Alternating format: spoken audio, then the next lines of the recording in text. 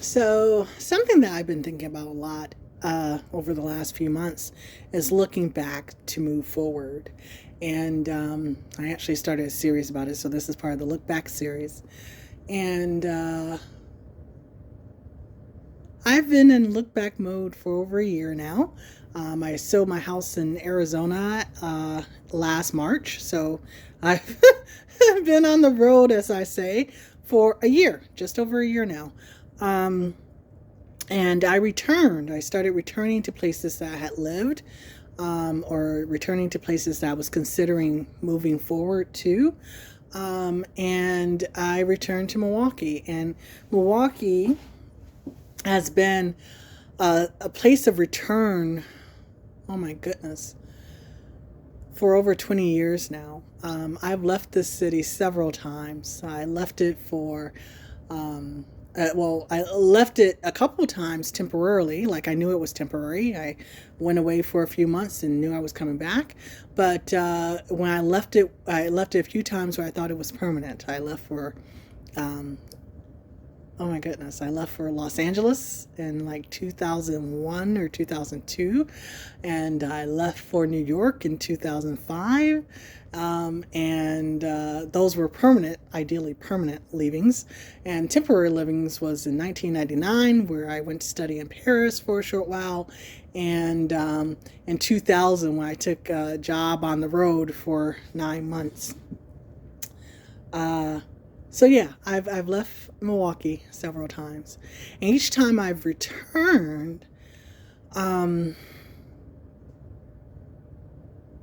literally every time I've returned, I've entered a new stage in my life.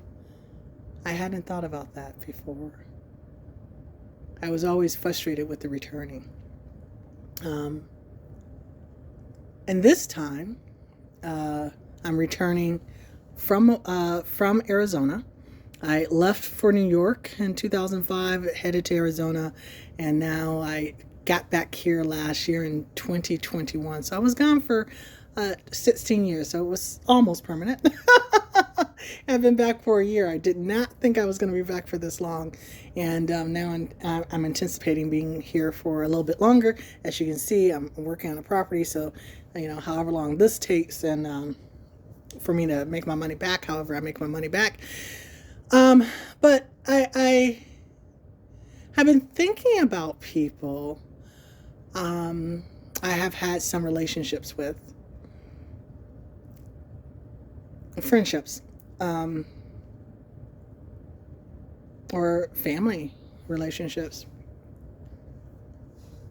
that are seemingly in the same space, in the same place, in the same mentalities, in the same quagmire. Um, I've come back to this place a completely different person than I was when I left it. Every time I came back, I was different. But as you can imagine, 16 years away in different cities and states and jobs and environments, the way I think, the way I view life, the way I interact with people, the way I interact with myself, everything is just different. I would like to say I've grown, I've evolved, I've matured a great deal. And what I found in coming back to this place where I first arrived here when I was 13, going on 14, um, a lot of the people I know here, I've known from my early years, so from high school and college. And, so that's 30 or 20 years that I've had relationships with these people. And I will say the people are pretty much who they have always been. They are in the same spaces that I left them in, um, the same mentality that I left them in, the same emotional traps that I left them in. And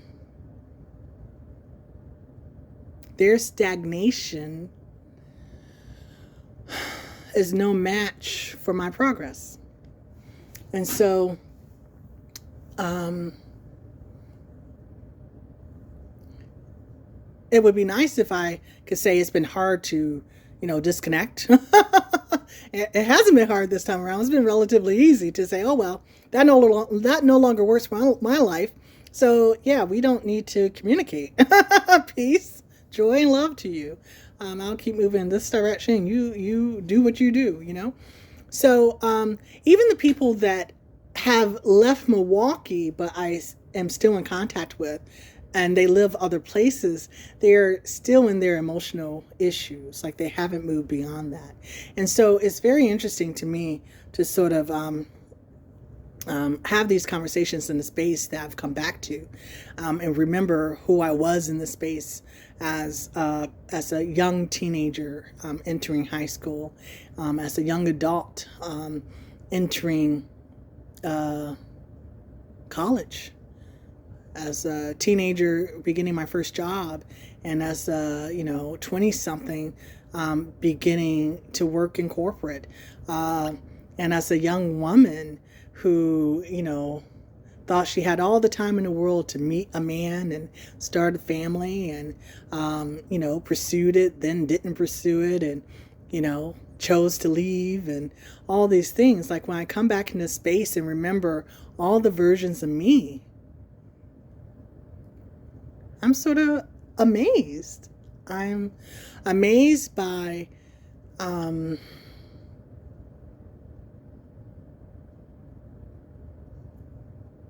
just the ability to keep records within my person about my personhood, about my development, about my growth, about my experiences, about my learning, mostly learning about me, who I am, who I was, who I wanted to be, who I'm growing into. These are all lessons of me, what drove me as a 13-year-old, what drove me as a 14, 15, 16, 17, 18, 19, 20, 21 to 30-year-old. So, I stayed here. Oh, that's interesting. I hadn't thought about this. I lived here for 16 years and I was gone for 16 years. So we're talking 32 years of my life since I first arrived in Milwaukee. And who was I when I arrived? Who was I when I first left or last left? And who returned, that's very, it allows for a great deal of self-reflection and insight.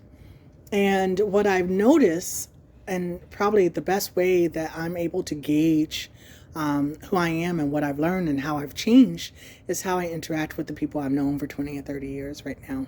Like there's almost no interaction. And probably no real desire for interaction, because the interactions are solely based on our prior relationship. So, one 22-year-old relationship or friendship that ended, or feels like it ended some time ago, was the last time we had been in the same, well, not the last time, but when I last lived here, it was a few years after my first internship, or my first corporate internship, where we met, right? And so, if you're currently in your late 40s or early 50s, and I'm in my late 40s, and you're still treating me like the young, impressionable 20-something-year-old that's on her first corporate job, well, it's not going to mesh well, because I'm not young and impressionable anymore. I'm matured. I've been in corporate for well over 15. I'm close to 20 years. I've been living on my own for all of this time. You have to interact with me as a 40-something-year-old woman who has done some things, who has lived a life. And my life may not be reflective of what you're familiar with, but it's still a life and it's mine. Another, old friendship that what I've noticed about the oldest friendships that I have is that they do not allow a space for growth.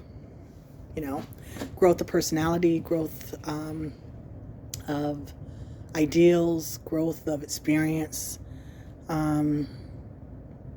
They're pretty stuck on the imagery of where we first began. And if you have relationships that don't allow you to expand as a person, those relationships will hold you back. They will keep you in a space where you either feel guilty for expanding and growing, or you hide your growth, or you resent your growth. And I tell you that if you are in a space where people are not gracious and allowing you to be who you are becoming, step away. It's okay, just step away. If people are not giving you what you need, space, opportunity to be who you are, an ear to listen to who you're becoming, to share your point of view, your perspective, your ideas, your humanity. If they're not providing that, step away.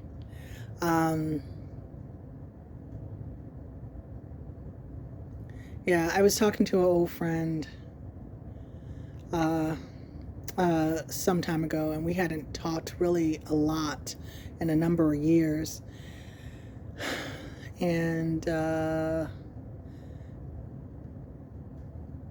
conversation keeps going back to romantic interests and hopes for a partner and all this other stuff. And I'm sort of over having conversations about hoping for a partner. I'm like, I've hoped for a partner for a number of years, for a couple of decades now, and one hasn't come. One hasn't materialized in my life. And in another post, I talked about, our lives being evidence of things to come. And I share with this particular friend that the evidence of my life does not suggest that a partner is in my future. And I'm okay with that. Should that change, I will be happily surprised, but I'm not going to continue to live as if someone's coming from around the corner or coming from along the way. I said, I'm at a point in my life where I need to plan for, aging alone. And I said, the evidence in my life is that I have been exposed to many women who are aging alone, but did not prepare for that. So, friends' mothers, my aunts, my grandmothers, many of them had partners, many of them had husbands, many of them have or had children, but yet they're aging alone. And I've long suspected that God has put me in proximity of women in their 50s and 60s and 70s who are alone, live alone, and have to figure out how to cope with that because that's probably my fate. And I tried to resist that fate for a long time. And now I'm embracing it. And, I'm looking at it now and I'm saying, listen, if I'm 46, no need to hide that, all the gray is showing, right?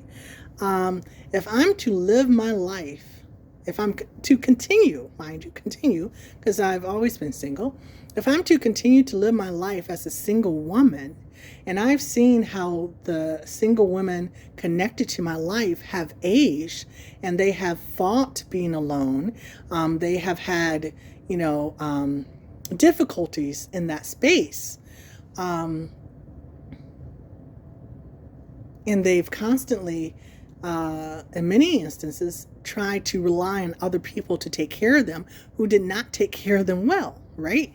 If I'm to go into this, aging process as I, get older, God willing, then I need to provide for myself.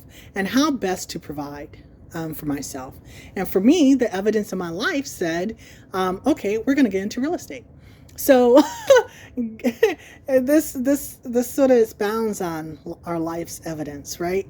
So one are the women that I was exposed to who were aging alone. Two is the fact that there were different areas of real estate that God exposed me to as a renter, as a home owner, as an agent, as an investor. And so, if I'm putting all these together, I'm sitting here and I'm sitting here looking at, okay, well, there's all these elements. And I actually like real estate. I like the idea and the concept of real estate. I like the opportunities that real estate provides, right? And so the more I've learned about it from different perspectives and in different roles, the more I can see, okay, well, this may be the evidence that shows me that this is going to be the way to provide for my old age, or income in my old age, where I would be able to fund my life, basically, right? So if I need to put myself in a home, if I can live independently, if I'm injured, if I'm maimed, if I'm unable to work, if I'm unable to use all my faculties, whatever the case may be, how would I fund the things that I need to fund? And my solution to that possible future problem is to have a portfolio of real estate properties that provide passive income throughout the rest of my life. And so now in my mid to late 40s, I'm acquiring new skills to create a new avenue for me to provide for myself into my old age. So that's how my thinking works. And of course, I've tried sharing my thoughts and my ideas with friends and with family. And, they may listen, they may not listen, they may be interested, they may not be interested. But overall, it's like I'm speaking into a vacuum. And so I'm sort of over sharing directly with folks. I'm fine with videos, I'm fine with social media, but I think my energy needs to stay focused on the process that I'm going through. But all that to say that as I'm evolving and planning forward for a single life, the friends are trying to convince me that romance may come, that there may be a man somewhere out there who will come in right into my life and save me. And I will tell you, the evidence of my life does not support that. The evidence of my life does not support saviors in the human form. And I'm not talking about Jesus. I'm talking about men, women, children, relatives, whatever. The evidence in my life says that depending on someone else to provide what I need will always have me falling short. And so as I look back on my life and think about how I want to move forward, the things that jump out to me are the things that I know I can do for myself right now to lay a foundation for a time to come. And so what I share with you right now is, evaluate yourself, evaluate your life, lay out the things that you need, that you may want, that you're able and capable of providing for yourself, right? And that's not to say that, everyone needs to give up on having a partner into, old age if you don't have one. Your life, your dreams, do what you want to do. But try being true to who you are and what you know about yourself, right? And so what I know to be true about myself is that I've witnessed the reluctant aging and singleness. And I have lived many years hoping for something that was not present, wanting something that I didn't have, and putting a lot more in what was absent than what was present. And I refuse to put my energy in the absent. I am done with that. And so what the looking back has taught me is that, I'm looking back to move forward or to decide how I'm going to move forward. But in the looking back, I've learned to appreciate the present that much more. And so I'm not putting all my energy into the past. I'm not putting all my energy into the future. I'm literally putting all my energy into today. And so what can I do today? What can I do right now to support tomorrow, right? But not just support tomorrow, to make today better, to make today more enjoyable, to make today more profitable or productive or beneficial for my life in this moment. What can I do today for that? And so, every day that answer may change. Every day that answer may be the same. Today the answer was, okay, I'm going to come out and cook for myself. That's what I did today. I made myself some fresh food and a couple of cups of coffee. Yesterday the answer was, I just need to lay down. I stayed in bed, literally ate nothing good, which is why I need to cook myself something today. No, I had some roasted asparagus, bought a bag of asparagus, and the delicious. But with the roasted asparagus, I ate popcorn, cheddar and caramel popcorn throughout the day because I didn't feel like cooking. But the rest is what benefited me yesterday. The rest is what I needed yesterday. And so today, because I rested yesterday, right, I was able to get up and cook myself a meal. I'm about to cook my dinner right now. So I have the energy to actually feed myself well today.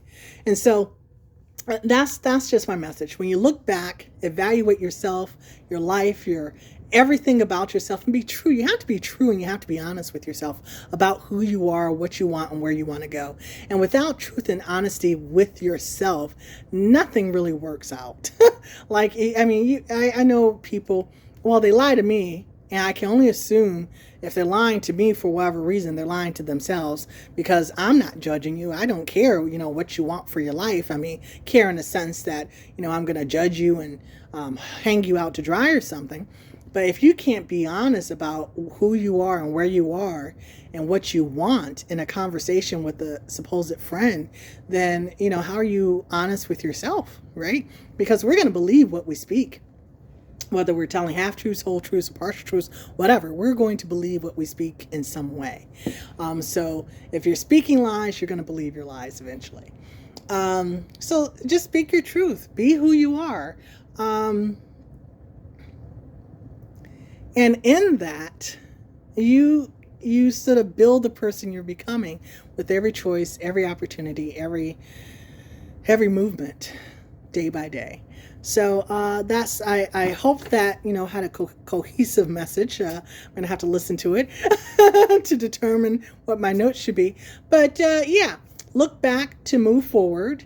But in the looking back and the moving forward, enjoy where you are today in the present. Be blessed. Thank you.